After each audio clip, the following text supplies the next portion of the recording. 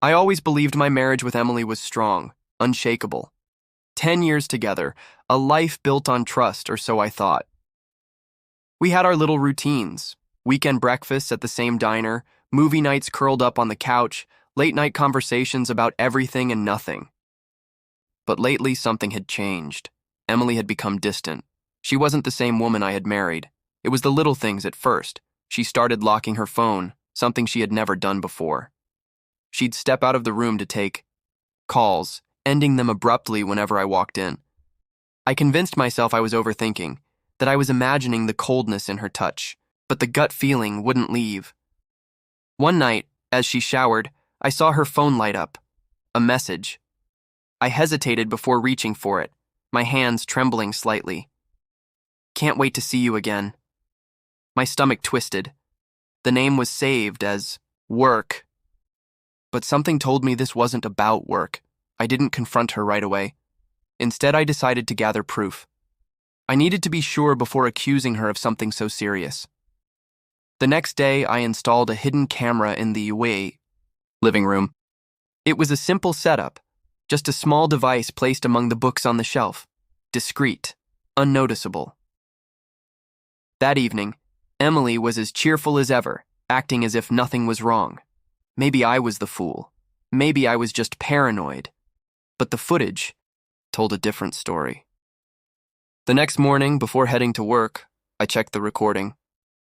My heart pounded as I fast-forwarded through hours of footage. Then I saw it.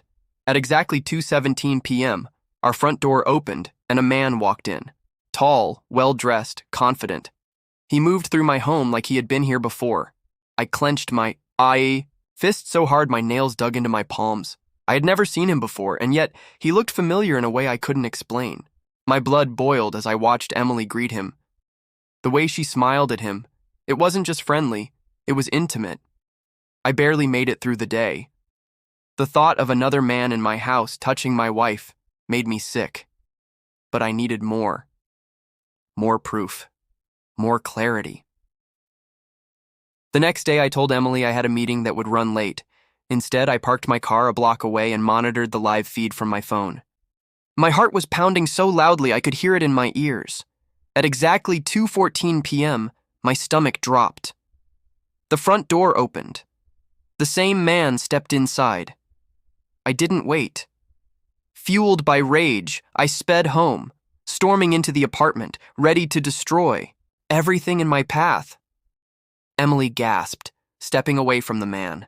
He turned to face me, calm, almost expectant. "What the hell is this?" I demanded, my voice shaking with fury. Emily's face went pale. She looked between me and him as if searching for the right words. Before she could speak, the man sighed and took a step forward. "Michael, you need to know the truth. I'm your brother." The room spun. Brother? I had no brother. I was an only child. I had always been. I stared at him, at his face. His features were eerily similar to mine, the sharp jawline, the eyes, even the way he stood. A sick feeling curled in my stomach. Emily lowered her gaze, unable to meet my eyes. "I wanted to tell you," she whispered, "but I didn't know." "How?" "This is David. He found me first because he wasn't sure how you'd react." I couldn't breathe. My entire life had been a lie. David didn't flinch under my glare. He simply stood there, waiting. "Our father, he had another family. He left my mom before you were even born." I felt dizzy, like the ground had disappeared beneath me. The rage, the jealousy, it all collapsed under the weight of something much heavier. The camera had caught betrayal, just not the kind I had expected. My husband and I had been together for 6 years, married for 3. We had dreamed of having a child, planning our future, imagining the kind of parents we'd be. When I got pregnant, we were overjoyed, setting up the nursery, picking out names, and counting down the days until we'd meet our baby. But everything changed when our son Noah was born, and the doctors told us he had Down syndrome. I'll never forget that moment. The room seemed to close in around me as I tried to process what they were saying. I was scared and overwhelmed, but determined to learn how to give our baby the best life possible.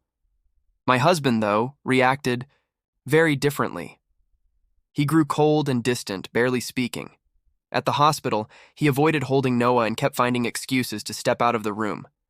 When we finally got home, he said words I'll never forget. "I didn't sign up for this. I don't want this kind of life." A few days later, he packed his bags and filed for divorce. He told me he didn't want the responsibility, that he wasn't prepared to raise a child with special needs. I was left alone with a newborn, trying to navigate both my grief and the overwhelming responsibility of caring for my son. It broke my heart, not just because of the life I thought we'd have, but because the man I thought I knew had abandoned us when we needed him most. But no matter how hard it's been, I know one thing for sure. Noah is my greatest joy. Every smile, every little milestone reminds me how lucky I am to be his mom. And while this journey hasn't been what I expected, I wouldn't trade my son for anything in the world. We're going to be okay, because love means showing up, even when things don't go as planned. It started like any other day, the kind where life feels stable, where you assume tomorrow will look a lot like today.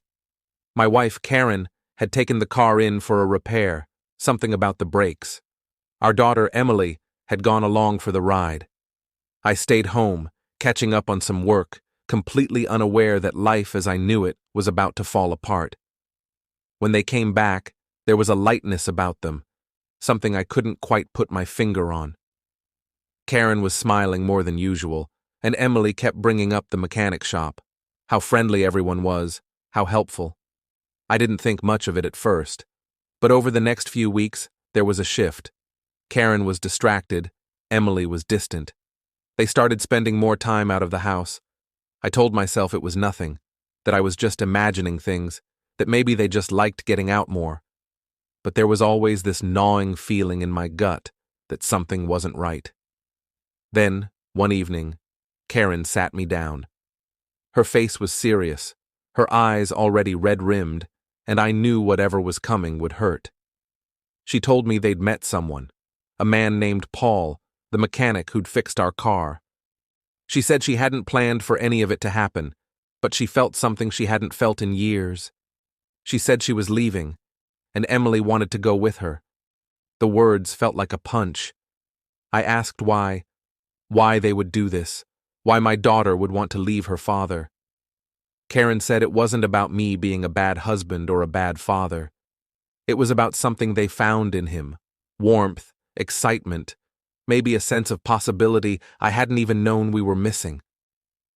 The house has been quiet since they left, too quiet.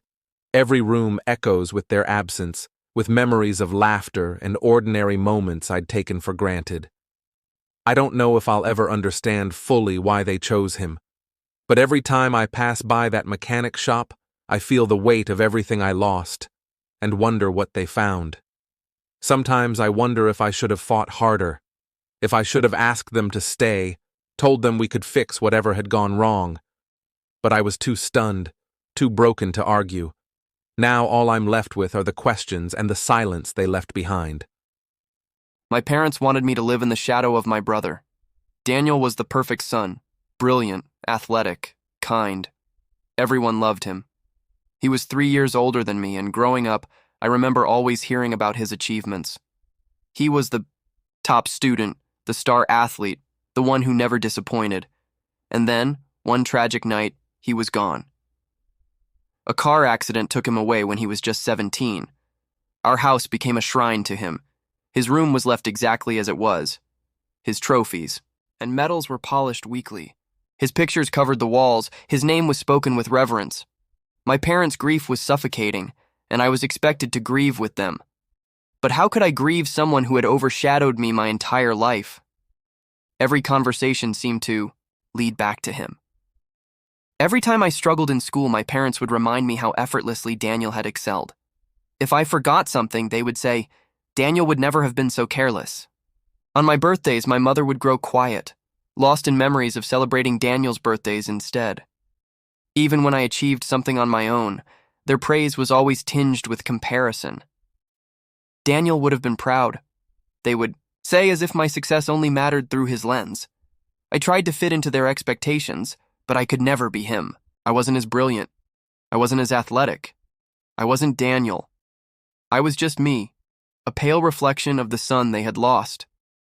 When I got into college on my own merit, I thought, for once, they would see me, acknowledge me. But on the day I packed my bags, my father handed me one of Daniel's medals. "Take this with you," he said. "Let it remind you of who you can be." I left it behind. For the first time, I had the chance to be myself. Not Daniel's younger brother, not a shadow. Just me, and that was enough.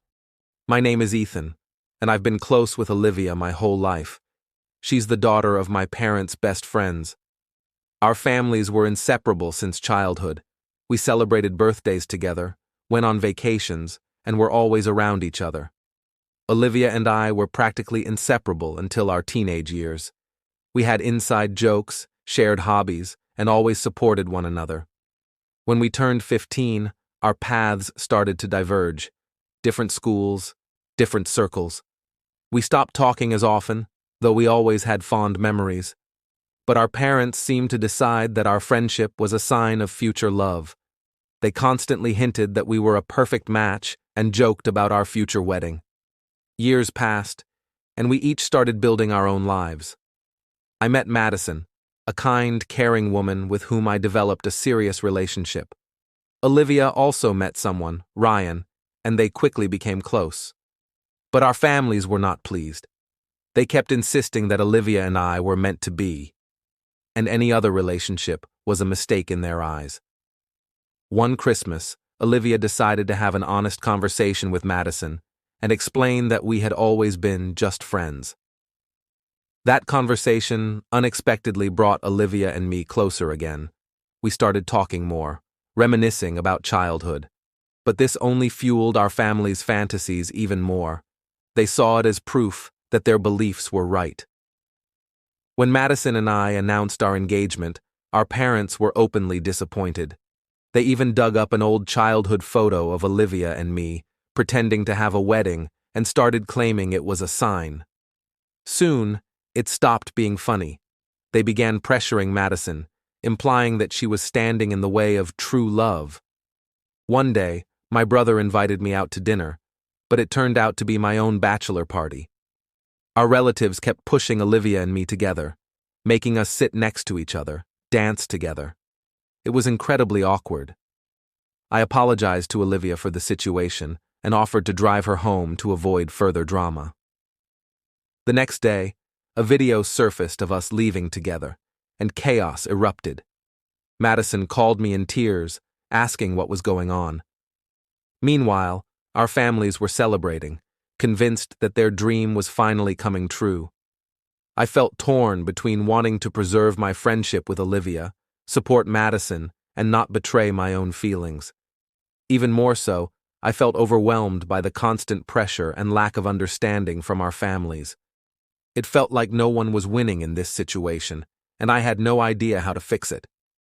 The world felt cold and unfamiliar to Emily that evening when she found herself on the doorstep of her parents' house with nothing but a backpack in her hands. The evening sky was hidden behind heavy clouds, and the wind cut through her like a knife. But that cold was nothing compared to the emptiness in her soul. 18 years old, an age when the world should be opening doors of opportunity. But for her, every door had slammed shut. Emily had no idea where to go. She sat on a bench in the park trying not to cry. Her phone stayed silent. There weren't many friends who could help. She thought of Jake, an old friend who had always been kind to her. With trembling fingers, she dialed his number. "Hey, Emily, what's going on?" There was genuine concern in his voice. "I got kicked out," she whispered, and the tears finally came. An hour later, Jake was sitting next to her, handing her a warm jacket. He brought her to his small apartment, and without asking too many questions, made her some tea. As they sat in the dimly lit room, the warmth of the tea spread through her, but her heart still ached.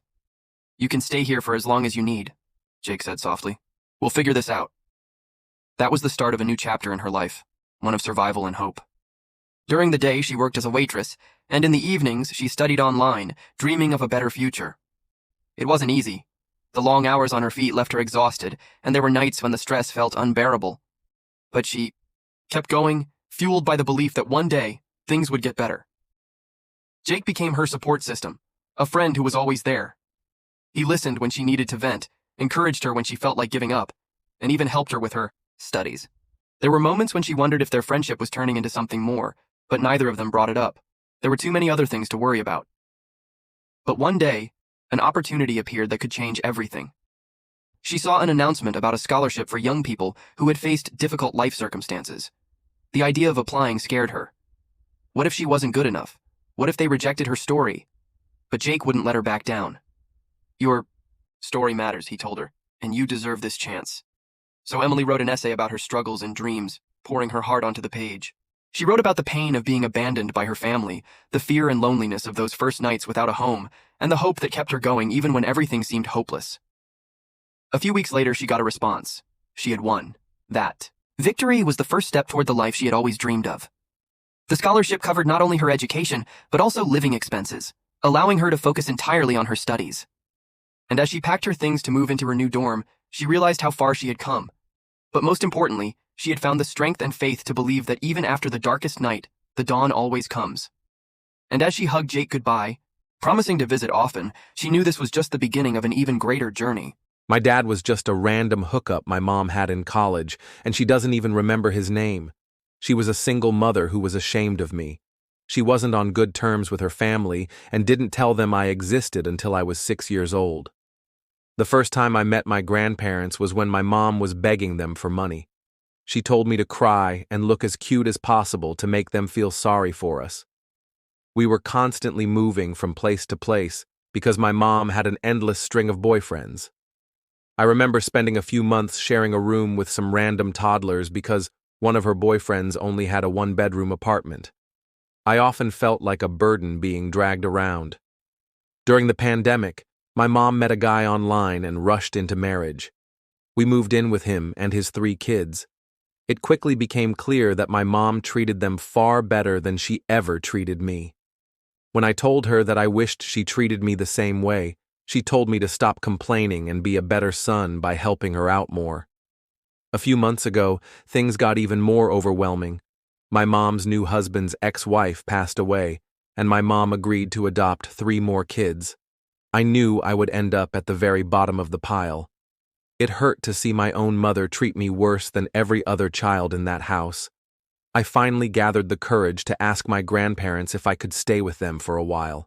They immediately welcomed me with open arms. At first, my mom thought this was just a phase, but with every passing day, I felt my life changing for the better. For the first time, I felt loved and valued. I was no longer a burden. I was part of a family that respected me. Now my mom has finally realized this isn't just a temporary situation. She's demanding that I come back home, but I've refused. I will never go back to a life where I was made to feel unwanted. I've found a place where I'm truly loved, and I'm never going back. I won't apologize for being adopted. My biological family was terrible, and CPS had to remove me from that environment. I was extremely lucky to be taken in by my amazing family, and I know enough about my biological relatives to understand that I want nothing to do with them. My parents adopted 2 other kids alongside me, and they also have 2 biological children. I consider all of them my siblings. One of their biological kids is Jake, who recently got engaged to Olivia. Olivia was also adopted, but her experience was completely different. She never knew her biological family and her adoptive parents, made sure she never learned anything about them. They were very controlling, which led to constant conflict and trauma for her. The problem is that Olivia now sees adoption as something purely negative. She believes it's evil, that it rips children away from their real families, and that CPS and adoptive parents brainwash kids into accepting it. She knows I was adopted, and whenever we talk about it, she insists that I've just buried my trauma. She's convinced that deep down I actually love my biological family, and that adopted children in the US are treated as commodities, bought and sold against their will. I've told Jake that she needs to stop bringing this up, but this Saturday, while we were all at my parents' house, She tried to start the conversation again. I snapped at her and told her that I don't care how bad her adoption experience was, mine was great, and she needs to drop it. Olivia got really offended and accused me of being spiteful, as if I was rubbing my better experience in her face. But that's not the case at all. I just need her to stop using her trauma as an excuse to attack my entire existence. She has every right to feel hurt by what happened to her, but that doesn't give her the right to dismiss my life and my happiness. It's frustrating because I've tried to be understanding, but she refuses to see adoption as anything other than a cruel system. If she wants to talk about her pain, that's fine, but I won't sit there and let her tell me that my love for my family isn't real. She doesn't get to decide how I feel about my own life. At this point, if she brings it up again, I might just walk away. I don't owe her any more patience if she refuses to respect me. I've been married to my wife, Sarah, for over 20 years. When we met, she had a 5-year-old daughter, Emma, whose biological father, Mark, was unreliable and never kept his promises. I grew close to Emma, and over the years, we built a strong bond. I was there for her through everything, her first bike ride, recital, school milestones, and she called me Dad, even though I wasn't her biological father. When Emma went to college, I financially supported her, tuition, rent, while Mark remained distant. Emma graduated and thanked me for everything. But when she announced her wedding, I was shocked to learn she had chosen Mark to walk her down the aisle. She said, "There's only one biological father." That moment devastated me. I had been there for her all along, yet at her wedding, I felt invisible. Afterward, Emma and Andrew went on a luxury honeymoon. Upon their return, Emma casually asked me to cover unexpected expenses. For the first time, I said no. It felt like a betrayal, but I was tired of always being the backup. I suggested she ask Mark for help instead. Sarah was furious. She didn't understand my refusal, and our relationship started to crack. Emma hasn't contacted me since. Sarah tried to fix things, but I couldn't go back to being the man who gave without receiving. Over time, I focused on myself more, reconnecting with hobbies and friends. Months later, Sarah told me Emma and Andrew had been evicted. She was upset, asking why I wouldn't help. But I couldn't. Emma had chosen Mark, and now she had to face the consequences. I told Sarah that if Mark was her father for the big moments, he should be there for the difficult ones too. A few weeks later, Andrew asked for help with rent. I refused again, telling him to ask Mark. Later, Emma reached out, apologizing for how things had turned out. She admitted she made me feel replaced. I told her I had been there for her, but my love and sacrifices never seemed enough.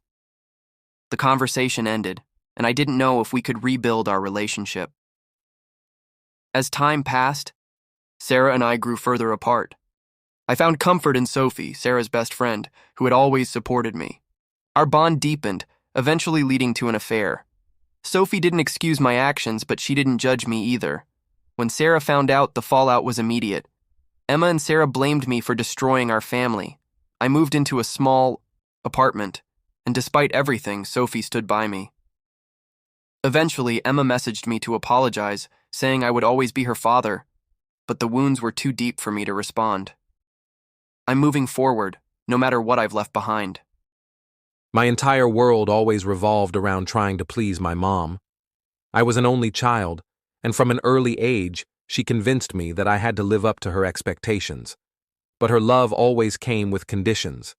If I wasn't obedient, hardworking, or convenient enough for her, she punished me with her indifference.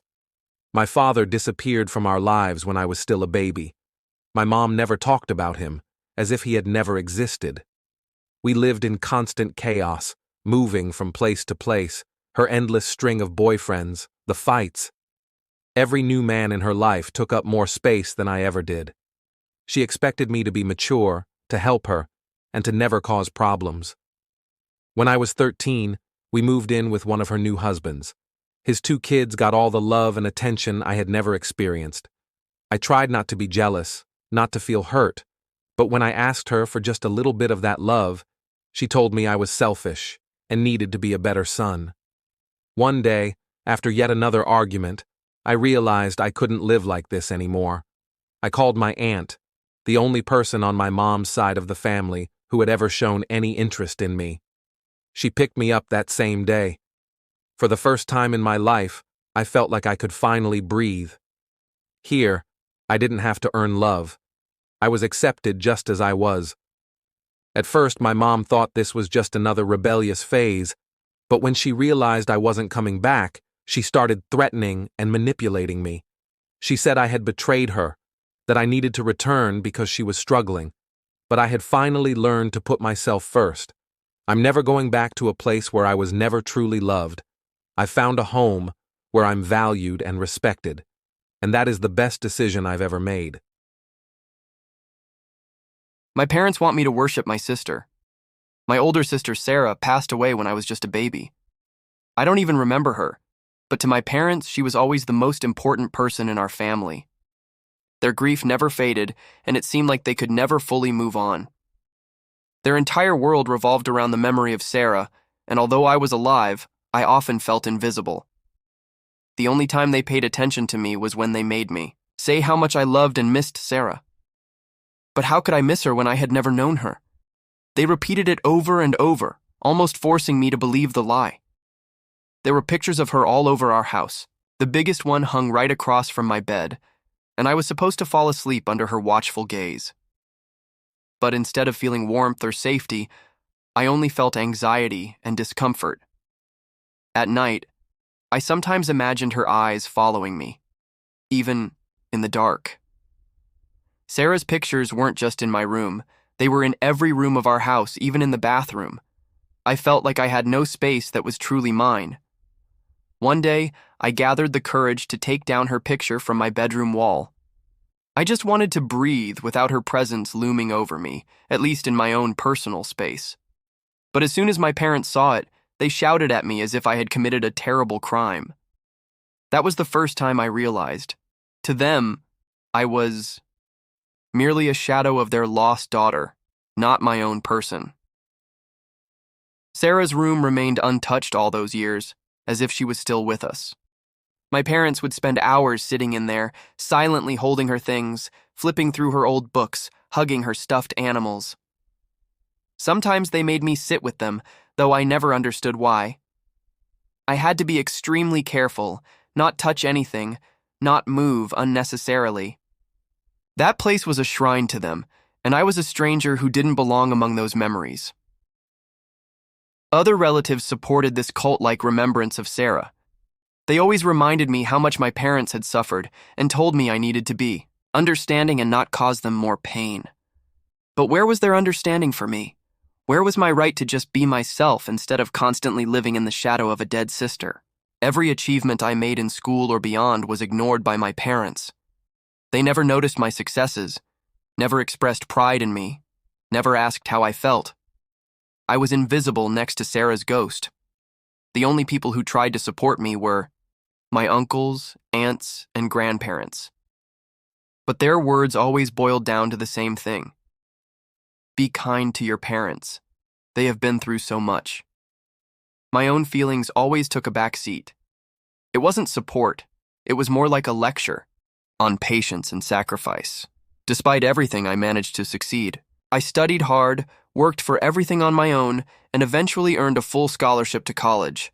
This was my personal victory, my chance to break free, to start a life where people would see me as a person, not just a reminder of someone who was gone. When the day came to leave for college, my parents didn't even say they were proud of me. Instead, they handed me a few pictures of Sarah and told me to take them with me to my dorm. I thanked them, but once they left, I couldn't bring myself to put them up in my new room. This was my space, my new life, and I couldn't allow her, Shadow, to follow me anymore. I didn't throw them away, but I didn't take them with me either. I don't know if I will ever be able to make my parents understand that I exist too, that I am also their child, and that my life matters. But at least now I finally have a chance to live for myself, not for the ghost of someone I never knew. I always thought betrayal would come with warning signs, whispers behind my back, a shift in the way she looked at me, some subtle clue that everything was about to fall apart. But when it finally happened, it hit like a sledgehammer, sudden and merciless. Her name was Claire. We had been together for 6 years, married for 3. I loved her with every part of me, and I thought she felt the same. Our life wasn't perfect, but it was ours.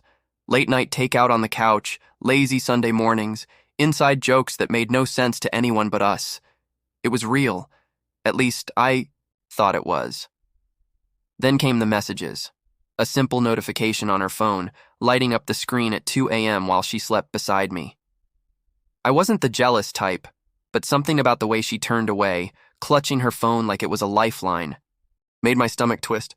"Who's texting you this late?" I asked casually. She hesitated for a fraction of a second. "Just a work thing. Go back to sleep." I wanted to believe her. I really did. But something inside me had already cracked. Over the next few weeks, the signs piled up: nights she stayed late at the office, the way she angled her phone away from me, the scent of cologne that wasn't mine clinging to her clothes. I told myself I was imagining things. Paranoia wasn't a good look, and yet I couldn't shake the feeling that the ground beneath me was shifting. One night, when she was in the shower, I picked up her phone. My hands shook as I opened her messages. There it was. A thread of texts with a name I didn't recognize. "Can't. Stop thinking about last night. When can I see you again? I miss you." I felt my chest tighten, my vision blur. My Claire, my wife, the woman I trusted more than anyone. She stepped out of the bathroom, her hair damp, her skin glowing from the steam. She saw the phone in my hands, and in that moment, I saw the truth in her eyes. No more excuses, no more lies. "How long?" My voice was hollow, a stranger's voice. She didn't even try to deny it. 6 months. A lifetime compressed into 2 words.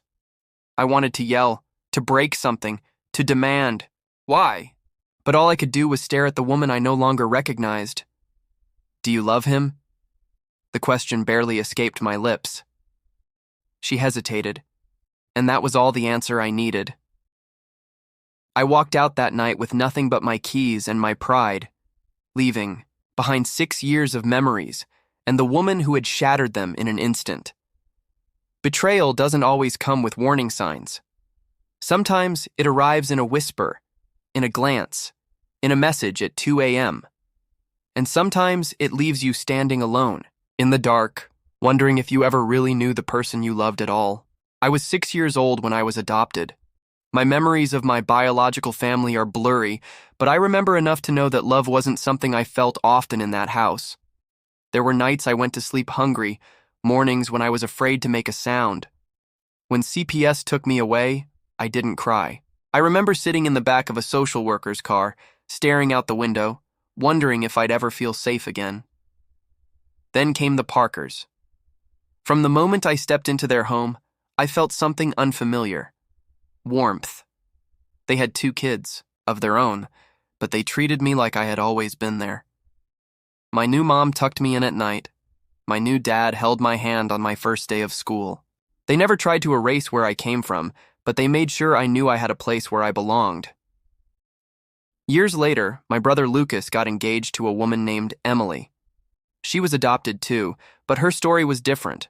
Her adoptive parents had been strict, controlling, and never let her ask questions about her past. She grew up resenting them and eventually adoption as a whole. From the moment she found out I was adopted, she made it her mission to wake me up to the truth she believed in. She told me I was brainwashed, that no child truly wants to be taken from their biological family, that CPS doesn't save kids, it steals them, that I wasn't loved, just legally transferred like a possession. I tried to be patient. I understood her pain. But every time we were in the same room, she'd bring it up again, insisting that I had just buried the trauma, that one day I'd realize how wronged I was. One night at dinner, she pushed too far. "You know they bought you, right?" she said casually, sipping her wine. The room went silent. My parents, my siblings, everyone froze. I clenched my fists under the table. "They didn't buy me," I said, my voice steady but sharp. "They saved me," she scoffed. "That's what they want you to think." I stood up. "No, That's what I know. You had a bad experience, and I'm sorry for that. But don't project your trauma onto me. My family is my family, and nothing, you say, will change that? She stared at me, shocked. Lucas put a hand on her arm, whispering something, but I didn't stick around to hear it. I walked out onto the porch, breathing in the cool night air. A moment later, my dad stepped outside and placed a hand on my shoulder. No words were needed. I wasn't bought. I wasn't stolen. I was loved. And that was the only truth that mattered. When I was 14, my younger sister had a habit of stealing money from me. She spent her allowance quickly on makeup, mall food, video games, and clothes. Meanwhile, I had to earn my allowance by doing chores and yard work. To save extra money, I mowed lawns and collected discarded cans to cash in. Over 2 years, I managed to save about $2,000, hoping to buy a scooter. But my sister always found ways to steal from my savings. She knew all my hiding spots and took money whenever she wanted. When I confronted her, she would deny everything and then run to our mother, pretending to be the victim. My mother always defended her, dismissing my complaints without hesitation. Even when I kept a detailed ledger of my savings and showed clear proof that money was missing, my mother refused to believe me. Frustrated, I called my dad and explained everything. He confronted my mother, demanding accountability. She initially denied it, then admitted that my sister had taken the money but justified it, saying, "Girls need more money than boys." Instead of disciplining my sister, my mother lashed out at me for exposing the truth. My father, however, took action. He forced my sister to confess and apologize, though she did so reluctantly. To make up for the stolen money, he reimbursed me and grounded her for a week. But my mother undermined the punishment by secretly giving her more allowance. Realizing I needed to protect my savings, my father bought me a combination safe. Without telling my mother or sister, I locked my money away. Weeks passed, and one day, I came home to find my room ransacked. My mother denied any wrongdoing at first, but then brushed it off, saying I deserved it for not being nicer to my sister. When I confronted my sister, she threw a tantrum upon learning that she couldn't steal from me anymore. The next day, I found my room in chaos again. This time, my window was broken. My sister had thrown my safe out of it in frustration. I immediately called my father. When he returned home, my sister admitted to everything, even seeming proud of herself. My mother defended her again, insisting that I shouldn't have gotten a safe in the first place. My father was furious. He replaced my window, bought me a lock for my door, and even installed a secure key lock box outside my room. For a month, my sister was grounded. Yet, my mother ignored the punishment, allowing her to watch TV and play video games when my dad wasn't home. I said nothing, knowing that any complaints would only make my mother and sister more hostile toward me. After her punishment ended, my sister resorted to begging me for money. Each time she spent all of her allowance, she'd come asking, promising to pay it back, but I knew she never saved anything. Just for fun, I once wrote up an IOU for her to sign. When she saw it, she tore it in half and ran crying to our mother, who tried to force me to give her money. But I stood my ground, knowing my father would back me up. Eventually, my mother tried to send me to military school, but my father refused. That marked the beginning of my mother losing control over the situation. Over time, my sister stopped trying to steal from me, realizing she had no way to get away with it anymore. Looking back, I understand how unfair it was. My mother's favoritism allowed my sister to believe she could do anything without consequences. But thanks to my father, I was able to stand up for myself and take control of my own life. I refused to attend my sister Brooke's wedding because I've resented her fiancé, Mark, for years. They started dating when she was a freshman in high school, and from that moment, everything changed. Brooke, who had always been my best friend, began distancing herself from us. She stopped eating dinner at home, ignored house rules, and prioritized Mark over family. This led to constant fights with our parents, making home unbearable for me and our younger sister, Jenny. I was 8 when it started, and by the time I reached 4th grade, the stress had taken its toll. I failed math, had to repeat the year, and was bullied for it. Meanwhile, Jenny struggled socially, though I did my best to protect her. When Brooke and Mark graduated, he persuaded her to move across the country for college. She didn't come home for holidays for years, which devastated our parents. Even when she reconnected with us, Mark remained distant. He barely spoke to our family, often glaring at our parents at dinner before rushing Brooke away. I blamed him for taking my sister from us. Recently, I started questioning my feelings. I spoke with Jenny, who shared her perspective. Our parents placed too much responsibility on Brooke and me, expecting us to care for her like second parents. She planned to set clear boundaries once she moved out. That conversation changed everything. I realized that Brooke might have been struggling just as much as we were. Jenny also reassured me that Brooke wasn't angry with me and would be open to talking. That gave me the courage to reach out. One night, after our parents went to bed, Brooke and I finally had an honest conversation. She explained that Mark had been her escape from an oppressive home. Our parents enforced strict religious expectations, controlling how she dressed, what she believed, and how she behaved.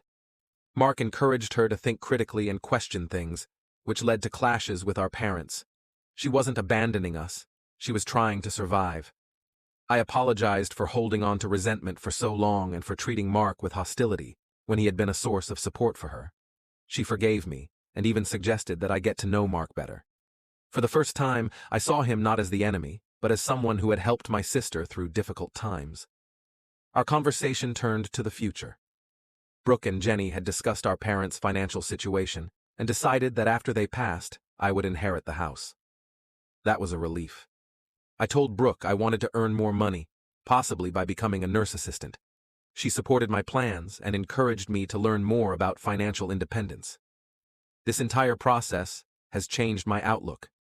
I now see that therapy is helping me balance caregiving responsibilities with my own well-being. I also understand that Brooke didn't betray us. She was navigating her own struggles. By letting go of past resentment, I've found hope for a stronger relationship with her. Hey everyone, never thought I'd be posting here, but I really need advice. Sorry for the long post, but I need to get this all out. Sarah and I have been together for 8 years, married for 5. We have 2 kids, our daughter is 4, our son is 2. I always thought we had the perfect marriage. We rarely fought, had common interests, regularly went on date nights. Everything was good. At least, that's what I thought. About 6 months ago, I started noticing changes.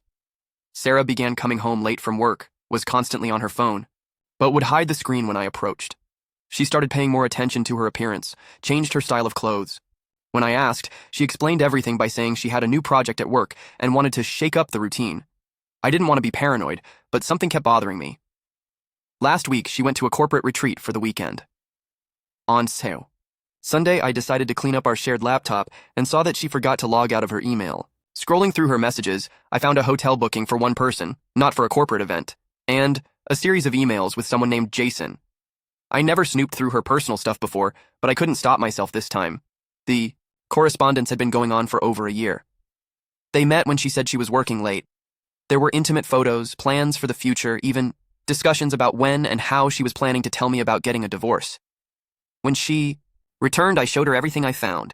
She denied it at first, then started crying and said she made a terrible mistake. That she was confused, that she loves me, but felt like life was passing her by. That Jason is a colleague with whom it all started as a friendship and then grew into something more.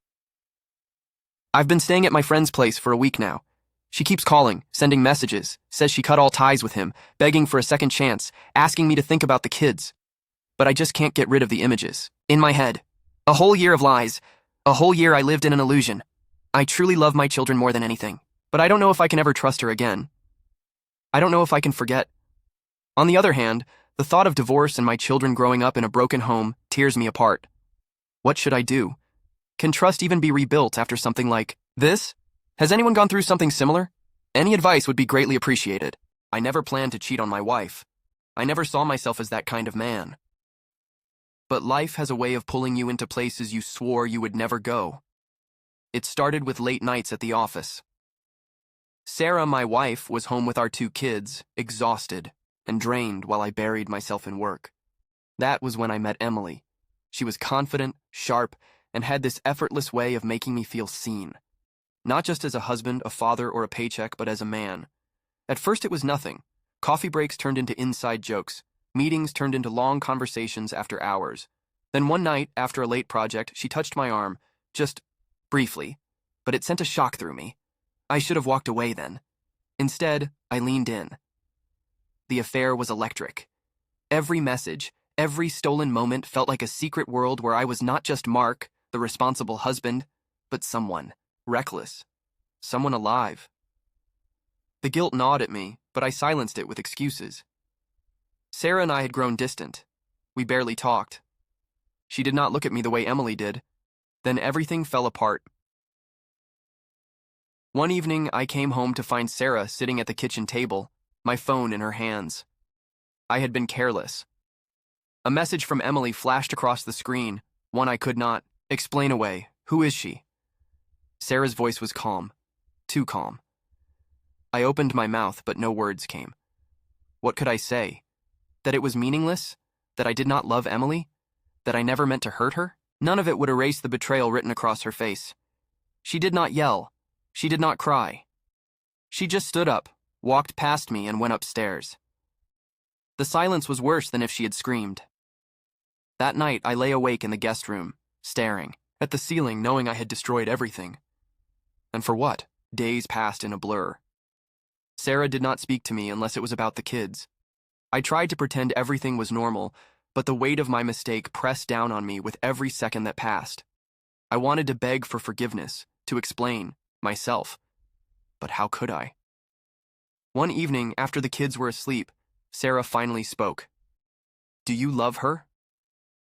The question hit me like a punch to the gut. I hesitated for a second too long. That was all she needed. I do not know if she will ever forgive me.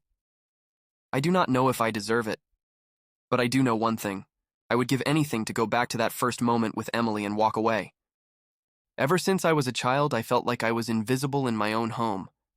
My younger sister was the family's pride and joy, talented, smart, and adored by everyone.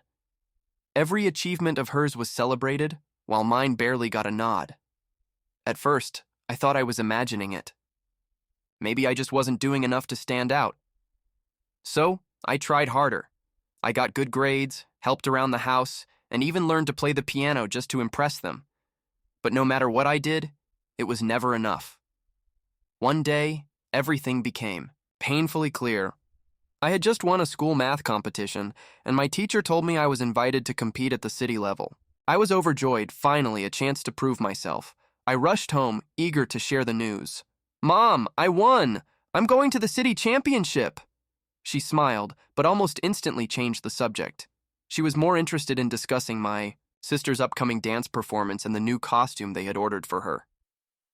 The day of the championship arrived. I asked if they would come. Mom said she'd try but made no promises. Dad barely looked up from his phone. So I went alone. I competed against the best students in the city. The questions were difficult, but I gave it everything I had. And in the end, I won. The gold medal hung around my neck, but there was no one there to cheer for me, no one to say, I'm proud of you. Just an empty auditorium filled with strangers. When I got home, I walked in with the medal still in my hands. Mom glanced at it for a second, then went back to fixing my sister's hair for her recital. That was the moment I realized something. I could win 1,000 competitions, earn the highest grades, and become the best at anything, but I would never be their priority. No matter what I did, I would always be a shadow in my own family, and that was the day I stopped waiting for their approval. It wasn't easy. The desire to make them proud still lingered, but I forced myself to let go of it. Instead of chasing their attention, I started chasing my own dreams.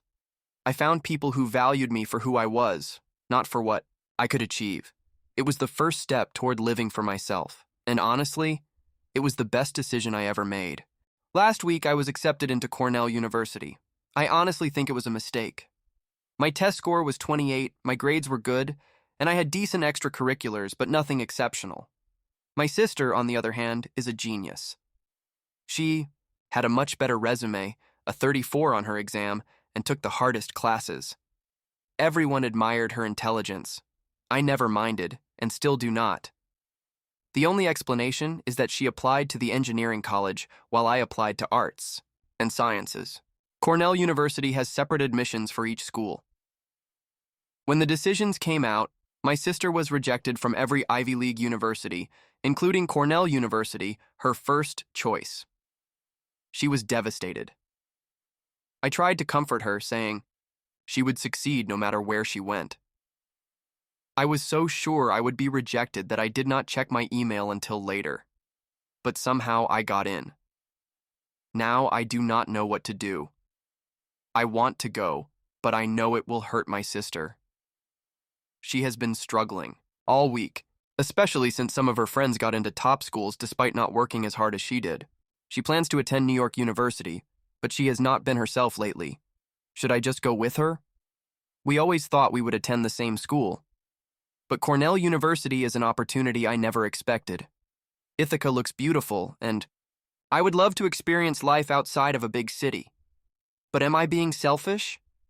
I finally told my sister.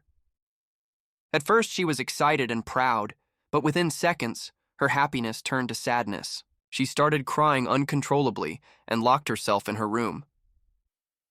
A few minutes later, she sent me a message. She wrote, "I am happy for you, but I am so sad.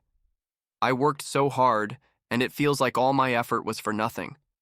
I just need some time." Reading.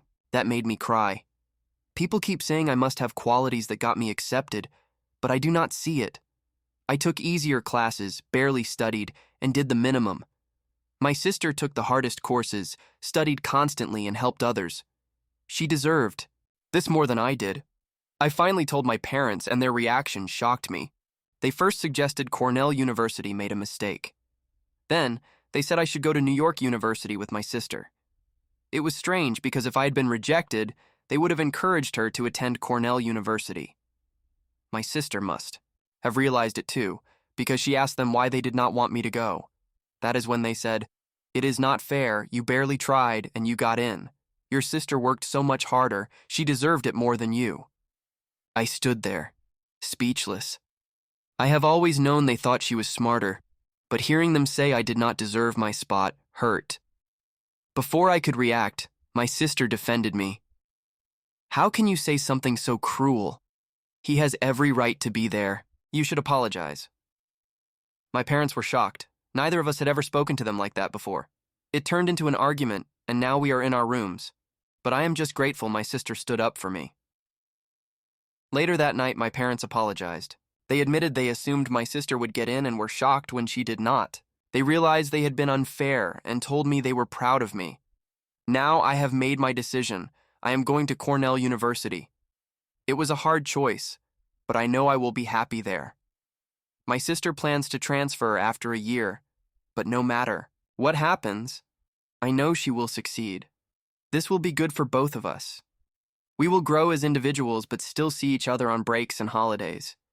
No matter what, we will always be family. I never thought I'd find myself in this situation, but I need to get this off my chest. Maybe someone who has been through something similar can offer some advice. My wife and I have been together for 7 years. Our relationship was never perfect, but I always believed we had trust and mutual respect.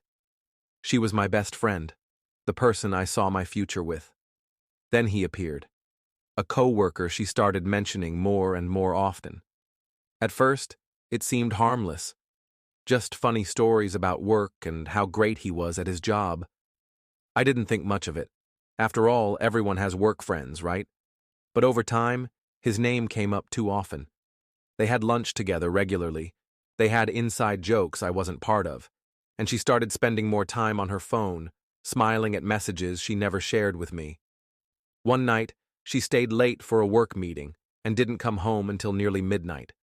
I wanted to trust her, but deep down, I felt something was wrong. And so I did what I probably shouldn't have. I waited until she fell asleep and checked her phone. It was the worst moment of my life. The messages left no room for doubt. Flirting, personal stories, affectionate words, and plans to meet outside of work. There was even clear confirmation that they had already crossed the line physically. The next day, I confronted her. At first, she denied everything. But when I showed her the messages, she finally admitted it. She said it didn't mean anything, and that it just happened. I couldn't believe it. How could something that didn't mean anything risk destroying everything we had built? Now I don't know what to do. Part of me wants to forgive her because I love her and can't imagine my life without her. But another part of me feels like this betrayal is something I will never truly be able to move past. Have any of you been through something like this? Is it possible to rebuild a relationship after this? I'd really appreciate any advice. I, 33M, have been married to my wife, 30F, for 6 years, and we have 2 young kids. When we got married, we both agreed that she would be a stay-at-home mom while I provided for the family financially. I've always respected her role. Raising kids and managing a household is no small feat, and I never take that for granted. I make sure she has everything she needs, from covering all bills and expenses to giving her extra money for personal use, outings, and even splurges when she wants them. Lately, though, she brought up something that completely threw me off. She sat me down and said she wanted to discuss something serious. I was expecting a conversation about budgeting, childcare, or maybe even a vacation. Instead, she told me she wants me to start budgeting for sex. At first, I thought she was joking, but no, she was dead serious. She explained that since she spends all day working hard, taking care of the house and kids, by the time nighttime comes, she's exhausted. She feels like sex is just another chore that takes effort and energy, and if she's going to put in that effort, she wants something in return. In her words, I should compensate her for her time and energy, just like I would pay for any other service. I was stunned. I told her that intimacy isn't a business transaction. It's supposed to be about love, connection, and desire. I understand that she's tired, and I never pressure her if she's not in the mood, but outright demanding money or rewards for sex felt wrong. She argued that I already provide for her financially in every other way, so why should this be any different? She compared it to how I pay for housekeeping, childcare, or dining out when she doesn't feel like cooking. If I value her time and effort in those areas, why shouldn't I value it in the bedroom too? This turned into a huge fight. I told her that if she sees intimacy in our marriage as a job, then something is fundamentally broken between us. She got angry and accused me of not valuing her workload as a stay-at-home mom. I told her that's not true. I fully recognize how hard she works, and I'm more than willing to lighten her load in other ways. But putting a price tag on intimacy just doesn't sit right with me. Since then, things have been really tense. She keeps bringing it up, saying I'm selfish for expecting sex for free when she has to work for it. I, on the other hand, feel like this is a major red flag in our marriage. I miss the days when we were intimate because we wanted to be, not because it was some kind of negotiation. So, am I the a-hole for refusing to budget for sex? Or am I missing something here? I recently found out something that has completely shaken me, and I don't know what to do. I never imagined I would be in a position like this, but now I feel like I'm holding on to a secret that could destroy my son's life. My youngest son, Daniel, married Emma a few years ago, right after they graduated from college. From the moment she came into our lives, she seemed perfect, kind, sweet, and deeply in love with my son. I had my doubts at first. Our family is quite wealthy, and I've always been cautious about people who might pursue relationships with my children for the wrong reasons. But over time, Emma earned my trust. She was warm, attentive, and never showed any signs of being interested in money or status. I finally let my guard down, believing she was with Daniel for who he truly was.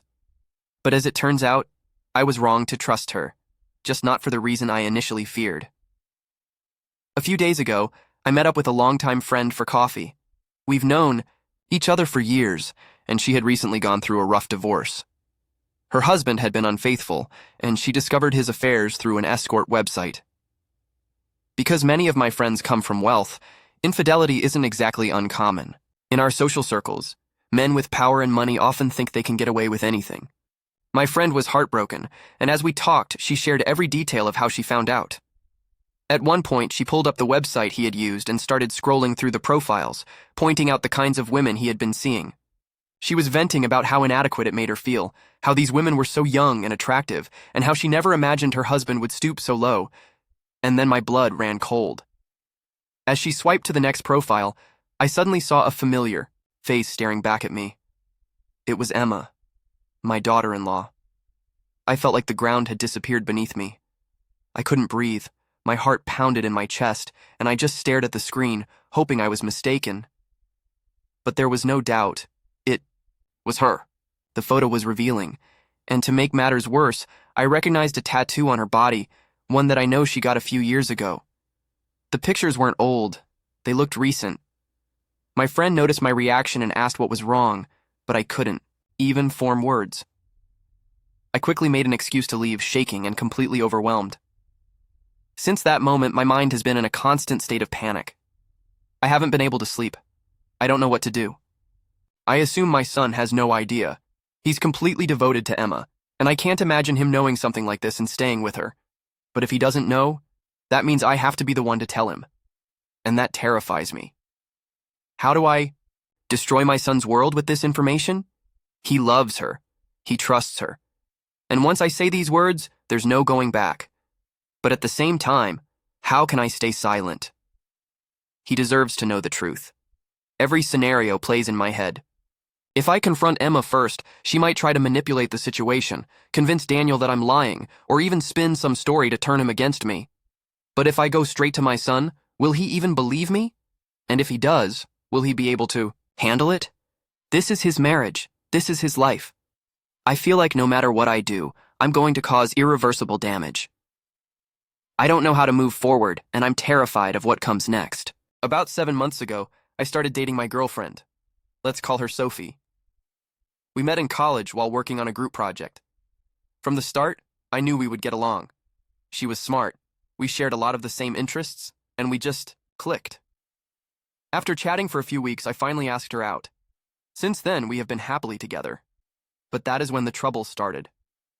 A month ago, some of my friends and I planned to hang out, and I decided to invite Sophie. Even though we grew up in the same town, we did not meet until college.